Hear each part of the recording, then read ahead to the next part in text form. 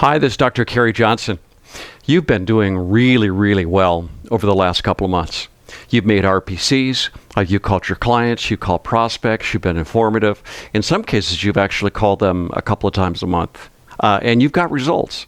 38% of these people are booking appointments with you, or they're booking opportunities. Now, the difference between an opportunity, of course, and an appointment is when you find needs, you've calendared that appointment over the next 10 days. An opportunity, of course, is when you calendar an appointment with needs further out than 10 days. But you do know what they're doing. They just can't do it right now. You've also done a really super job of getting referrals. When you can't find a need, when there's nothing to do with that client, when you can't help them in any way, you're using these 3 sentences. I know you know this, but I'm going to say it one more time. I really enjoy working with you. Number 2, 83% of your friends and family are going to be totally dependent on Social Security sometime during their lives. It's very scary. Number 3, be very direct. Who do you know who could benefit from the kind of things that we've done together? Now, to measure this, about a third of these people are going to give you referrals on the spot, but it doesn't really matter because you're building advocacy. And advocacy means they talk about you to their friends. Referrals are given to you not because you did a great job, but because of frequency of that relationship. That you're there, you're giving them tips, you're helping, you're an ear to listen to. You're a relationship. You're not a transaction.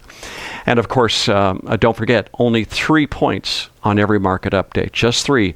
Don't make them more than 3, they'll get confused. Don't make it less than 3 because they won't take you very seriously if you just have one thing you want to talk about, unemployment. That kind of makes you a one-trick pony. Okay, so here's our market update for this week. We've been talking every week. Here are your talking points. Number 1, the market rise or the market increase of late is built on momentum. And we talked about this a couple of weeks ago. Momentum is news. Anything that happens, the market reacts to it. That's a momentum trade. It's based on momentum and perfect outcomes. It's based on optimism. We kind of know that the vaccine that President Trump called warp speed is probably going to be out, as far as we know right now, by about October. Phase 1 trials are done. It was efficacious. They're looking at safety currently. Phase 2 is safety. Phase 3, and this, by the way, happens about 2 or 3 years. What they're now doing to speed this thing up is not by doing less research on the efficaciousness or the safety profile.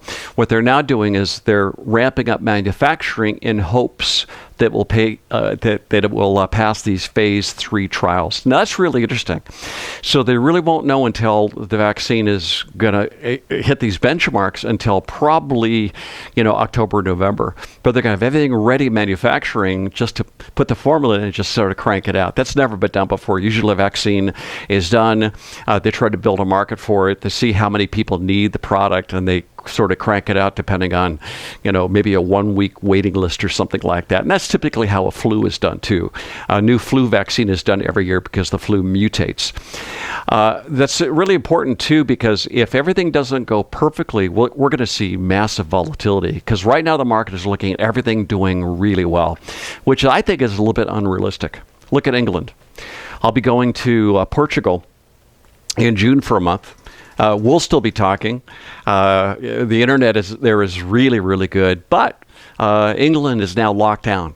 Now, this is 2 or 3 months after COVID-19 came in maybe February. January is when President Trump closed down travel from China. So all of a sudden they decide they're going to lock down now.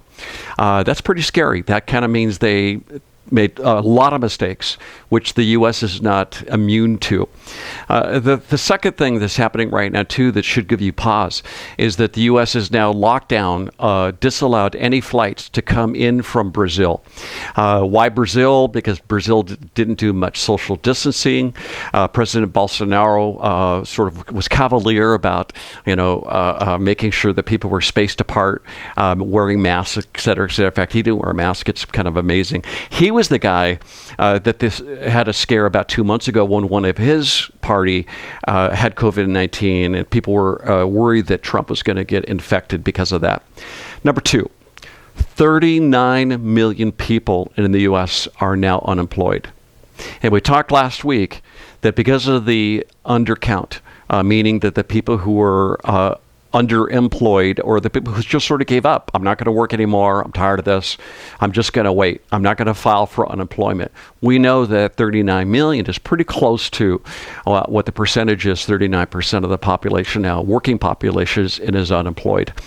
Now, this is really important because this means that we will have another stimulus, phase 4 stimulus. The Democrats just passed a bill a little more than a week ago of $3 trillion, and they want to kind of give money to sort of everything they can think of. Climate change, global warming, et cetera, et cetera. That was kind of the opening gambit for negotiation. The Republicans are kind of saying, we want to help the people that are affected by COVID-19. If you're a state that has problems, you could go bankrupt. So there's something in the middle. My guess is it's going to be between $1 and $2 trillion, someplace in there. If I was going to really be put pressure on, I'd say it's maybe it'll split the middle, $1.5 trillion.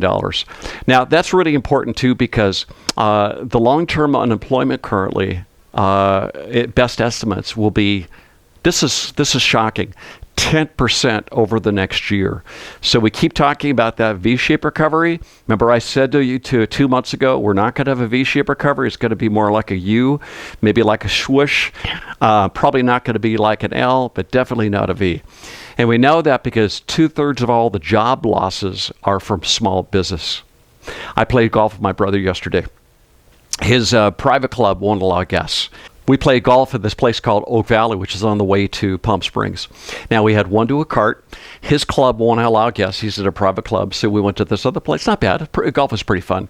But afterwards, I lost. Hadn't played in 2 months. He beat me, plays every day at his private club.